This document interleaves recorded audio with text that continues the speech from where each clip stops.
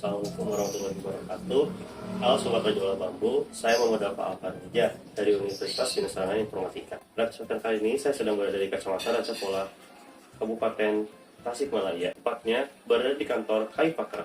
Di sini saya akan lakukan sebuah wawancara kepada seorang pelaku bisnis usaha kerajinan tangan yang produk kerajinan tangannya sudah terkenal ke berbagai daerah di Indonesia, bahkan sudah pernah melakukan ekspor ke luar negeri. Di sini saya bersama Bapak Sandi Susandi selaku owner dari Kaifa Craft. Halo Bapak, apa kabar? Baik. Baik Pak, saya akan langsung bertanya saja ke pertanyaan pertama ya, yaitu apa latar belakang Anda sebelum memulai bisnis kerajinan tangan ini? Apakah Anda dulu pernah bekerja di perusahaan lain atau bagaimana? Ya, sebetulnya sebelumnya saya pernah bekerja, pernah berkarir di tempat lain, ya di kota, di Jakarta tepatnya, itu sekitar 12 tahun ya, dengan berbagai bidang pekerjaan. Yang paling dominan adalah di bidang marketing atau pemasaran.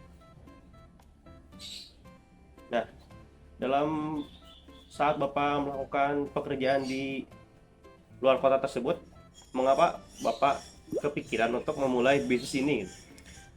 Eh, ada beberapa hal. Pertama, di keluarga kami ini memang banyak menggeluti bidang kerajinan tangan ini sejak turun temurun, sejak dulu. Oke, jadi ini boleh dikatakan ya meneruskan, melestarikan. Kemudian yang kedua, saya tepatnya kurang begitu ingat ya, tapi sekitar tahun 2014 atau 2013 itu dulu saya melihat di tempat saya ini banyak terjadi pengangguran ya. Beberapa orang yang pernah menggeluti dan bekerja di bidang kerajinan tangan itu tidak bekerja. Saya mendapatinya begitu. Kemudian saya memiliki inisiatif ya untuk membantu mereka melalui apa ya, dengan cara memasarkan pertanian. Kemudian yang berikutnya saya mewadahi mereka untuk bekerja bersama-sama ya, dengan segala pola kerjasama ya, bekerja langsung di bawah saya atau mungkin kerjasama partnership gitu. Oke. Jadi bisnis Bapak ini kan tentang kerajinan tangan ya. Apakah Bapak bisa menjelaskan apa saja produk-produk yang Bapak tawarkan untuk eh, untuk apa ya, untuk orang lain? Baik, di Kecamatan Raja Pola, Kabupaten Tasikmalaya ini memang sejak dulu terkenal dengan anyaman Baik. ya, dengan anyaman yang kemudian diolah menjadi berbagai jenis barang ya. Anyaman yang seperti apa? Kebanyakan adalah anyaman dari bahan pandan dan mendong ya. Oke. Nah, seiring waktu berkembang, banyak sekali produk atau barang yang dibuat begitu. Ada yang melalui inisiatif atau kreasi sendiri dari kita ya, ya dari tempat sini. Ada juga yang memang hasil permintaan atau request dari customer ya. Baik, di Kaifa Craft sendiri itu ada 3 produk utama. Pertama adalah box ya, yang kedua adalah tas, yang ketiga kerajinan bambu. Jadi itu ya, dari 3 konsentrasi produk yang kita terus buat dan kembangkan. Baik. Dalam menjalani bisnis ini, tentunya Bapak pernah atau bahkan sering menghadapi masalah-masalah yang menimpa Bapak. Lalu, apa tantangan terbesar yang pernah Bapak hadapi dalam menjalani bisnis ini? Ya, tantangannya yang paling besar adalah SDM, Baik.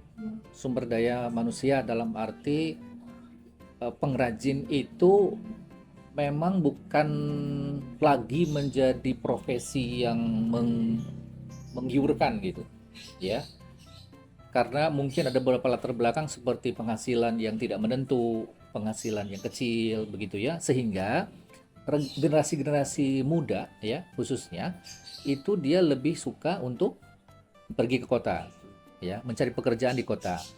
Nah, jika tidak ada regenerasi dalam hal ini ya, dari dulu kakeknya mengerjakan sebagai pengrajin begitu, kemudian bapaknya, nah putus kemudian kepada mungkin anaknya. Jadi ada beberapa generasi yang terputus. Di beberapa daerah di Tasikmalaya seperti itu.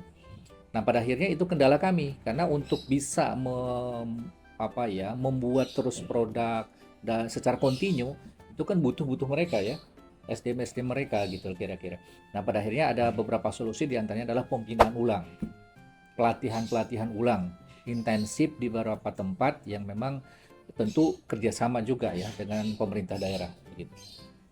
Saya kira itu ya. Nah, yang kedua adalah tentu pemasaran ya, pemasaran karena kami di desa ya ini di Kabupaten Tasikmalaya kan tentunya eh, ke kota-kota besar juga cukup jauh ya, ke Bandung kira-kira 80 kilo ya, ke Jakarta sekitar 200 kilo lebih kan gitu.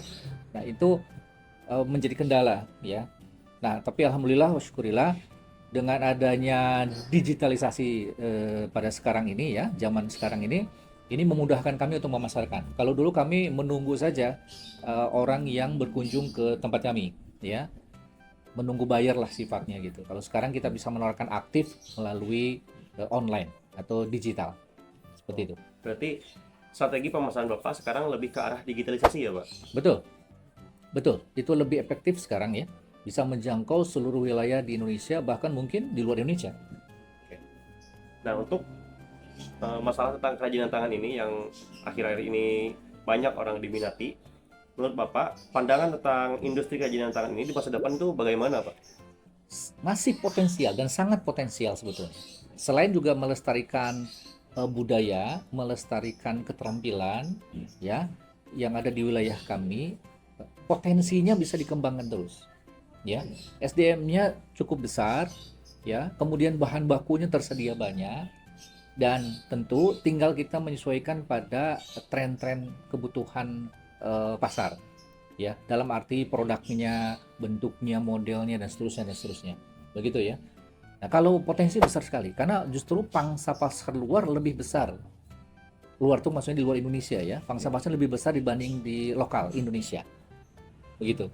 Jadi atensi mereka terhadap produk itu tuh besar sekali ya dibanding yang lokal sebetulnya. Tetapi kita juga punya fokus bagaimana yang lokal juga ya, masyarakat lokal, pasar lokal juga bisa mengkonsumsi atau menggunakan produk-produk hasil kerajinan tangan dari daerah-daerah maksud saya gitu.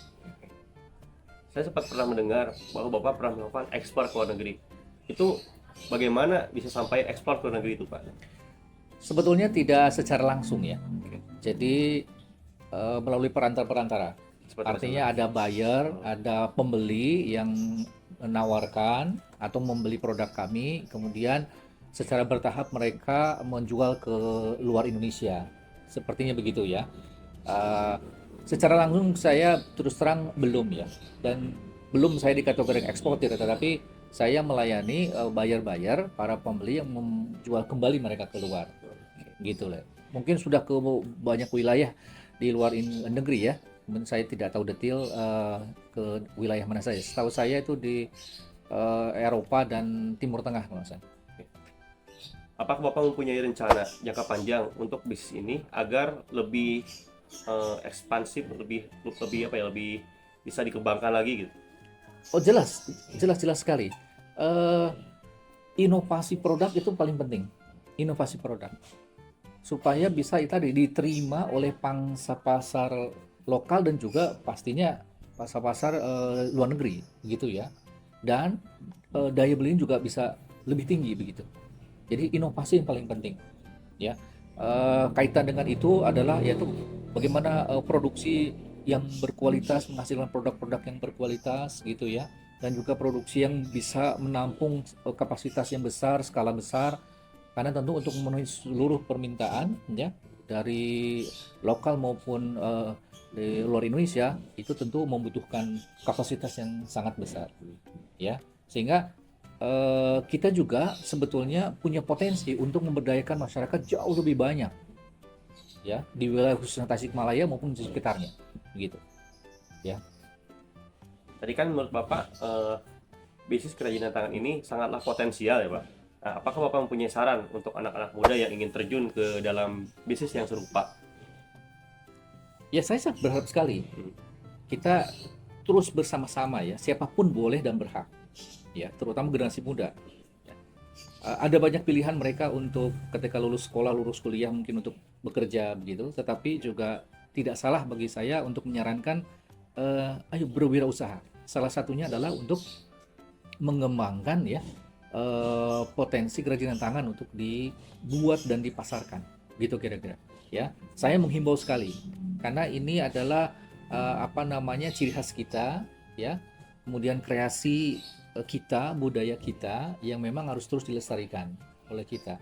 Tapi saya yakinkan bahwa potensi pasarnya besar begitu ya, dan peminatnya juga besar. Baik, mungkin itu saja Pak yang bisa saya tanyakan untuk kepada Bapak. Terima kasih atas waktunya. Oke teman-teman, ibu itu saja. Assalamualaikum warahmatullahi wabarakatuh. Waalaikumsalam warahmatullahi wabarakatuh.